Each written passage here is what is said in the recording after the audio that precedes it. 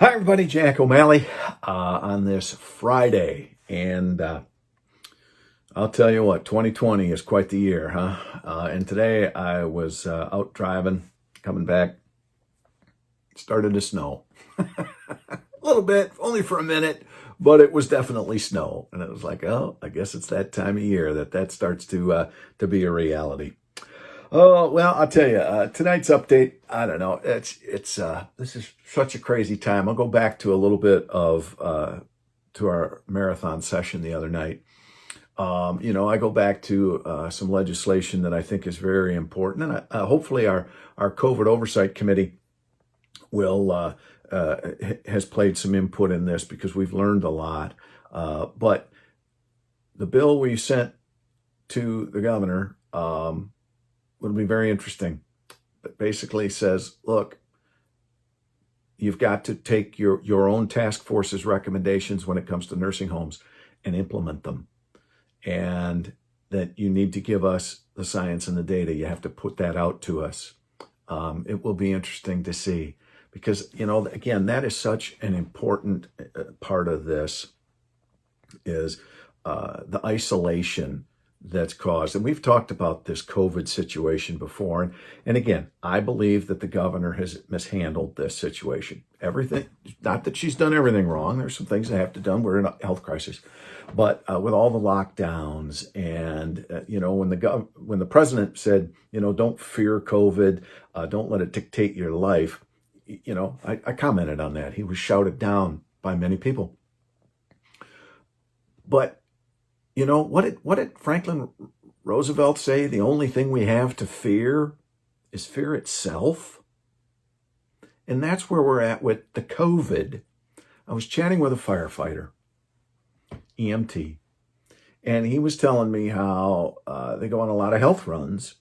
And what they found is that many of these people that they're taking care of are people who are hermetically sealing themselves in their home because they're afraid to go out, and they're actually making themselves sick by the isolation, the not seeing people, not getting a hug, not getting out and getting the air. Why? Because they're afraid that they're going to they need to stay inside. And their caution and fear are two different things. And, that's the thing I keep trying to preach here is we have to have balance in our approach. Now, hopefully we can get back to some of that, but I worry we're not because, again, on Tuesday I was kind of optimistic and yay, we're actually maybe getting some deals with the governor.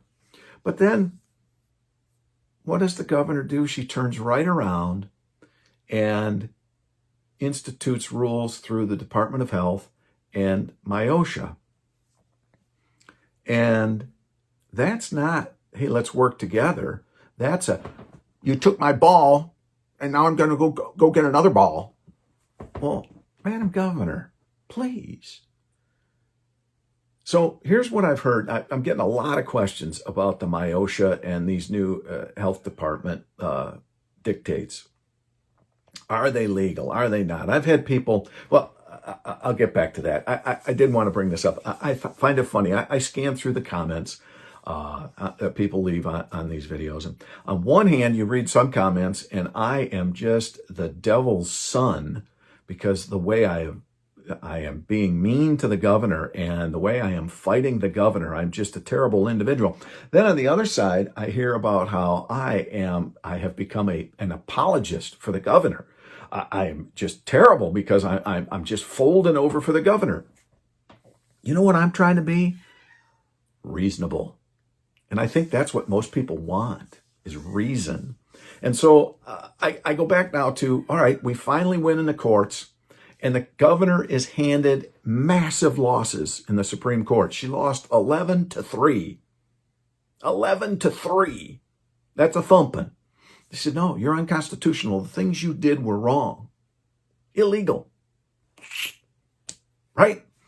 So what does she do? She immediately doesn't just work with us a little bit, even for a week. She immediately goes to these other departments. Now, I've talked to two separate lawyers who are involved in the know-it-all of legalese of governments. And I've been told by both of them that these rules that she's pushing through MIOSHA and DHHS are very shaky legal. And what I mean by that is they could be challenged and probably will be in a court. Now, I've had people, and I've seen it, legislate these out, Jack, pass a law that won't do. We can't do that, okay? This is where I understand people's emotions, but they don't necessarily use their head. Okay, I will introduce a law that says MIOSHA cannot set these things. And let's say I introduce that bill, and it goes through the committee, and it goes through the House, and then it goes to the Senate, and both pass it on. And guess where it's going to end up? The governor's desk. Do you think she'll sign it? I doubt it. So that's where your idea falls apart.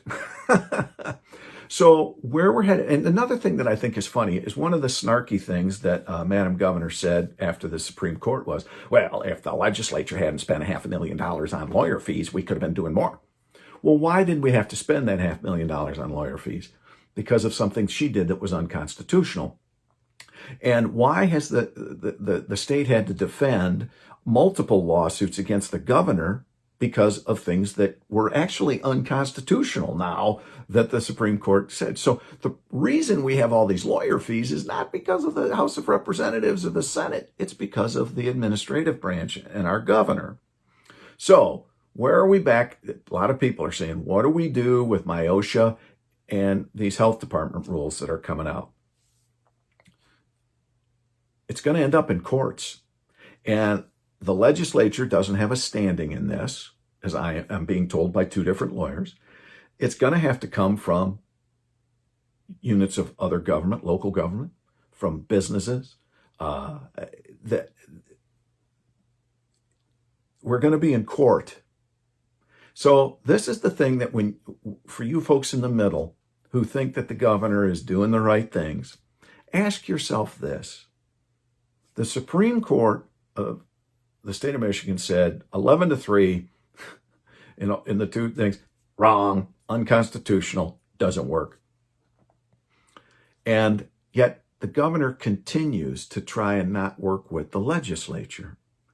And she is implementing these rules that are now going to end up in the courts.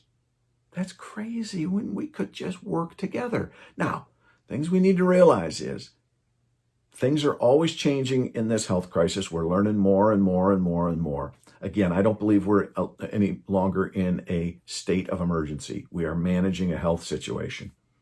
And we are headed into the fall. So maybe if we worked together, because I believe that the governor in her handling of this has pitted citizens against citizens. And the other thing that's not lost on me is that the governor is the chair of the Biden for Presidency Committee in the state of Michigan. I don't want to think everything is done as political, but you got to when that's thrown in there. So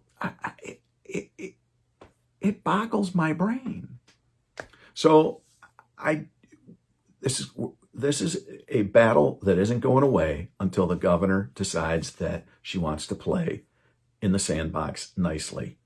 But I don't think that's going to happen the way I'd like it. Now, there are some things that they're following on because now they have less play without those emergency powers abilities. So we'll see how this all plays out. But I know that the MIOSHA and the DHHS rules are of critical importance to a lot of people. And, the legislatures can't really do a lot because I'm told by a couple of different lawyers that we don't have the standing.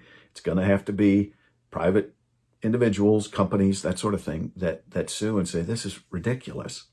So we'll see how this all plays out. Again, I don't have any answers for you at this moment. But I guess we're going to have to fight this governor tooth and nail to make sure that she does things legally and properly and constitutionally. So I wish I didn't have to. I wish I was working on smart legislation for the issues that we have, like education and roads and childcare. And we were also working smartly to manage a pandemic, taking everybody's thoughts into consideration instead of, for whatever reason, whatever science and data. Now, on a side note, Monday is going to be interesting because we do have the COVID-19 Oversight Committee meeting, and we've got Dr. Khaldun coming in. She's our chief medical officer, and she's supposedly the one with all the science and data. So it'll be interesting to see what the good doctor has to say, because we're going to have some questions for her.